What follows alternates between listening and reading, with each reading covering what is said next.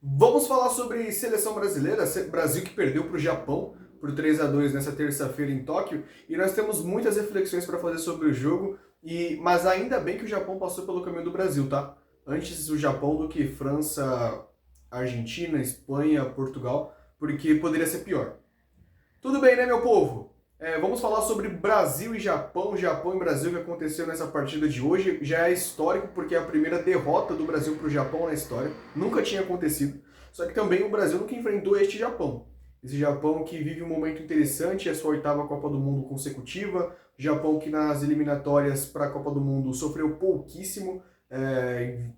Sofreu 3 gols em todas as eliminatórias. O Japão é uma equipe muito defensiva, defende muito bem. Começou contra o Brasil com uma linha de 5, mas também com jogadores rápidos e habilidosos lá na frente, como é o caso do atacante do Feyenoord, o Ueda, e como o Minamino, ex-jogador do Liverpool, que agora está no Mônaco. O Takefusa Kubo, muito habilidoso, muito incisivo, atacante da Real Sociedad. O Japão é uma seleção muito interessante e que prometia endurecer essa partida para o Brasil, tá? Só que a questão é que a gente não esperava que fosse tão difícil assim.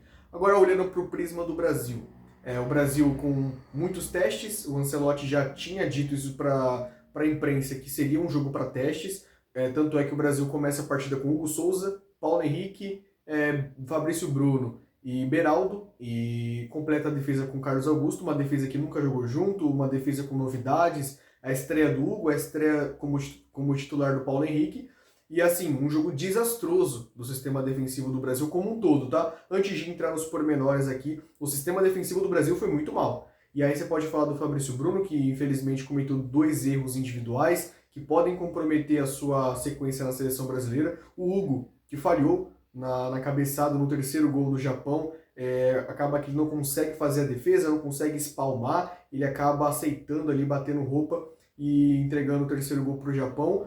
Também tenho dúvidas quanto à continuidade do Hugo Souza. A minha opinião é de que o Hugo pelo menos o Hugo deve ser mantido, tá? O Hugo tem muita capacidade para defender pênaltis, também é um bom goleiro, e na ausência de grandes afirmações no gol do Brasil, acho que o Hugo ele deve continuar aí na sequência para a Copa. O Fabrício Bruno, pela concorrência, acho que não deve voltar à seleção. Uma pena, é um baita zagueiro, não é ruim, como pareceu nessa data FIFA, mas sentiu o jogo. Outros jogadores brasileiros nessa data FIFA saíram com muita moral, como o Paquetá, que passe que ele arrumou para o Martinelli, um passe de um armador que, quando nós olhamos aquele lance, a gente imagina, pode ser o cara ali que estava faltando para o Brasil armar suas jogadas, o cara que vai carimbar, que vai achar esses passes nas entrelinhas, pode ser o Paquetá, que baita passe que ele arrumou, e que bom que ele está se recuperando, vai ser importantíssimo para a seleção brasileira pensando em Copa do Mundo, assim como o Vini Júnior, tá? O Vini Júnior fez um bom jogo, muito participativo, caiu bastante pela esquerda, né? O último jogo contra a Coreia ele estava mais próximo do gol, mas a tendência, acredito eu, que com todo mundo, o Vini Júnior ele deve jogar mais perto do gol. Todo mundo eu digo porque o Brasil tinha muitos desfalques, né? Marquinhos, Alisson, Rafinha, não vou falar o Neymar porque o Neymar não está participando desse ciclo, não participou de nenhuma das 4 convocações, mas é um Brasil que vai se fortalecendo. Uma das ideias de jogo do Brasil que não deu certo contra o Japão, esse 4-2-4, né? O Casemiro e o Bruno Guimarães eles estão se fortalecendo como a dupla de zaga, dupla de volantes da seleção brasileira, só que quando os 4 atacantes sobem para pressionar, se não for feita uma pressão correta, todo mundo, cada um encostado no seu, vai dar muito espaço no meio de campo, vai sobrar espaço, e o Japão aproveitou esse espaço que foi gerado, a Coreia do Sul não soube aproveitar, o Japão sim. O Japão aproveitou, conseguiu criar muitas chances de gol, pelo menos no segundo tempo. Em 17 minutos o Japão vira uma partida que estava 2-0, com erros individuais, mas também com muita desatenção coletiva. O Japão consegue aproveitar esses defeitos da seleção brasileira na marcação e que acende um alerta para o Ancelotti de que, tem alguns problemas defensivos aí. 4-2-4 pode ser que não funcione sempre. Contra as Coreias, sim. Contra o Japão, os Alemanhas, França, Espanhas, não. E isso é um alerta bom, tá? Ainda bem que aconteceu isso agora contra o Japão. O Ancelotti ele falou depois do jogo e falou, ainda bem que isso está acontecendo agora, é agora que precisa acontecer, é no amistoso, porque depois que chegar na Copa do Mundo e você tropeça, aí o clima pesa ainda mais. A Argentina foi um exemplo, né? A Argentina contra a Arábia Saudita na estreia, estava vencendo por 1-0, jogo controlado na mão, do nada a Arábia Saudita apronta uma virada para a Argentina e quase que a Argentina não consegue se classificar na fase de grupo.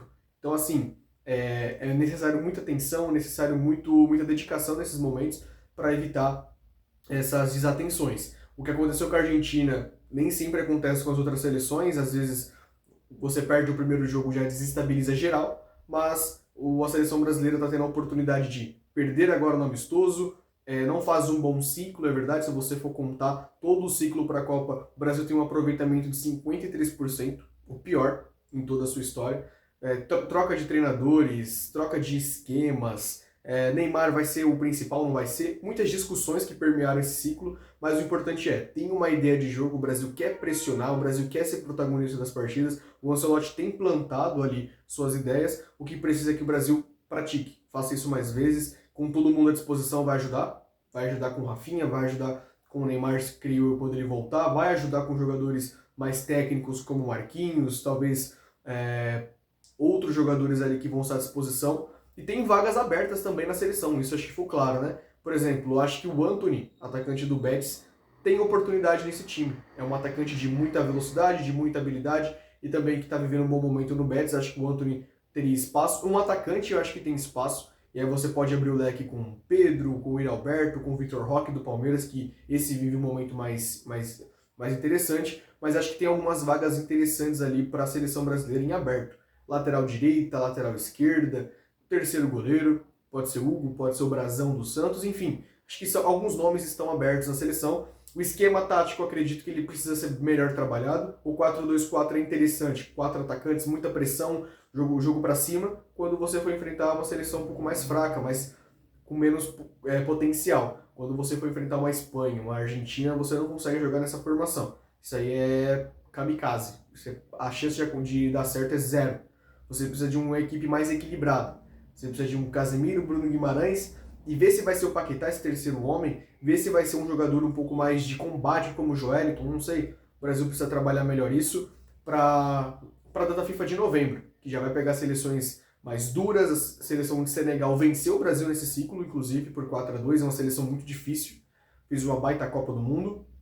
E depois a Tunísia é um pouco mais fraca, mas mesmo assim o Brasil a gente precisa ver a evolução. Foi um amistoso, não precisa crucificar ninguém, não precisa atacar ninguém, poucos sinais de alertas, mas de que o Brasil perdeu e de que precisa evoluir, melhorar. Ainda bem que o Japão apareceu no caminho do Brasil para mostrar que nem tudo são flores, como aquele 5-1 pareceu, aquele 5-0 pareceu, mas nem tudo também está acabado, terra arrasada, não. O Brasil tem um caminho e precisa percorrê-lo. Então é isso, análise de Brasil e Coreia do Sul, análise dessa data FIFA. O Ancelotti tem muito trabalho, o Brasil ainda para a Copa do Mundo tem muito a melhorar. Depois eu pretendo fazer um vídeo falando sobre as principais seleções para a Copa do Mundo, explicando um pouquinho sobre o time, sobre o momento, como chega. O Brasil ali não está diferente de algumas seleções que nós vamos perceber que também estão estranhas aí, mas o Brasil precisa percorrer um grande caminho e com muita continuidade para conseguir chegar na Copa do Mundo com condições de disputar com as favoritas. Tá bom? Tô ficando por aqui. O que você acha dessa data FIFA da seleção brasileira? Coloque aqui nos comentários se há ou não há evolução. Tá bom? Até o nosso próximo vídeo. Um grande abraço. Fui!